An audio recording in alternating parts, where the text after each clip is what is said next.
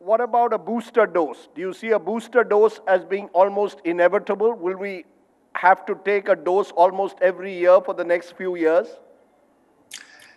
I think the answer to that one is not entirely clear, but right now it is clear that for protection, for example, versus Delta, and we should talk about the different vaccines because they all have different performance profiles.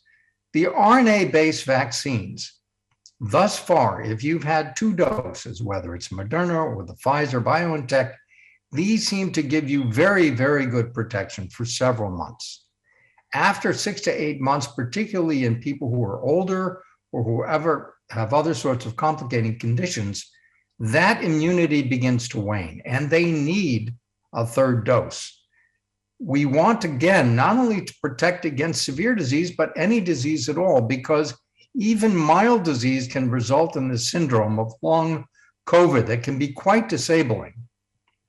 So I will tell you that I've had a 3rd dose of one of the RNA vaccines, and we're in the process right now of trying to figure out what the strategy is that we should use for the other vaccines that people are using. Now, like, for example, Covishield, which is produced at the Serum Institute in Pune, you're probably going to need a 3rd dose of that. That's the AstraZeneca-based vaccine. There's a Johnson & Johnson vaccine.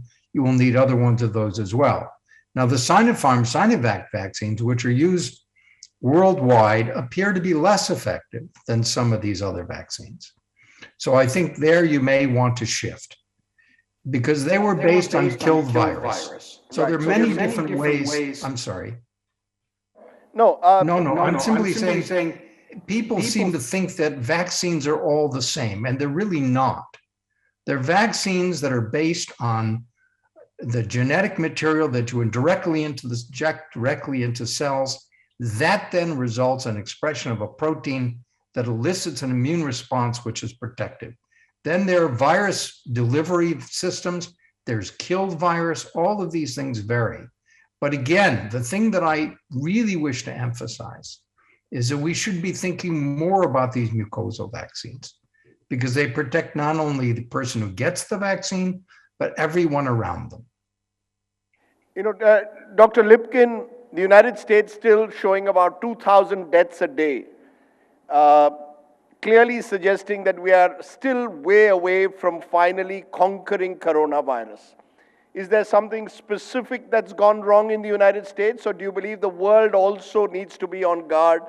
Who knows when next the variant comes? It could be contagious, and therefore what happens in the US today could happen somewhere else tomorrow. We have a different problem in the US than those countries that would take vaccines, largely if they had access to them. We are awash in vaccines. That is not our problem. Our problem has been disinformation through various social media platforms and politicians and others who have equated taking a vaccine with being weak or being somehow on the wrong side of a political issue. That has nothing to do with politics.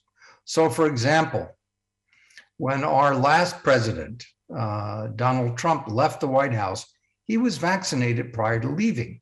He should have done that on national television. He didn't do so. There are examples where leaders worldwide could have stepped up and said, this is critical, we must do this, we must protect ourselves and one another. Leadership has been lacking globally. This is not unique to the United States. There are many places that I could cite where you have similar problems. And our hope now is that we are going to depoliticize this, because the sooner we get everyone vaccinated, the sooner we're going to get out of this morass. And the director of the WHO, has talked about this, and he's right. There's no question.